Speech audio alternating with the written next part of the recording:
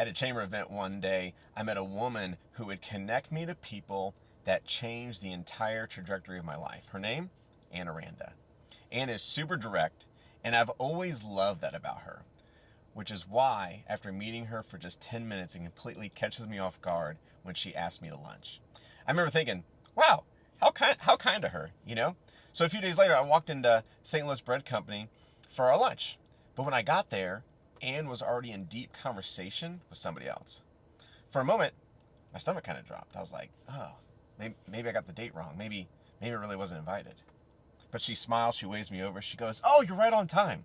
Let me introduce you to Doug Haldeman. Doug would actually later become one of my closest friends. And we sat down, had an incredible conversation. And just as I'm about to leave, another person walks in the door, Mark Warren. He gives Anne this huge bear hug, and she turns to him and says, Mark, you need to meet Trey. He's an insurance agent. And in my head, I'm thinking, wow, this woman is so connected, knows so many people. So I asked her, Anne, how do you know so many people? How are you this connected? And that's when she told me about a book, The 7 Levels of Communication by Michael Mayer. She said, I follow the playbook in this book, and it's how I've built everything. Now, Michael himself will actually be in town soon. But before you meet him, I need to connect you with Brian McRae. Now, here's the truth. Back then, I didn't have money for a coach. My bank account was tight, okay? Mentorship wasn't something I could afford. But what I did have was time. So I went all in. I devoured that book cover to cover. I followed the principles word for word. I worked diligently because I knew if I did everything right, if I actually proved the playbook worked, then there was no way Michael could ignore me. And it worked. Little by little, I became the poster child of Michael's system. And people noticed. Brian noticed. And one day, Brian pulls me aside. He says, Trey, you need to meet Michael.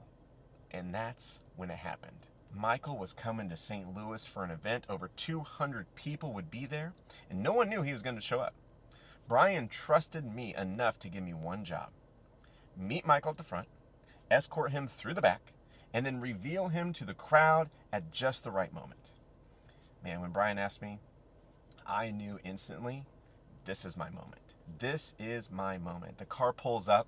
I hopped in the back, and there he was. I introduce myself. He smiles. I know who you are. He gives me this big fist pump. Good job on everything you've been doing. And then I swallowed hard. I asked, hey, would it be possible if we stayed connected on a higher level and, I don't know, maybe exchange phone numbers? And without hesitation, Michael says, absolutely. And that was it. I had his number.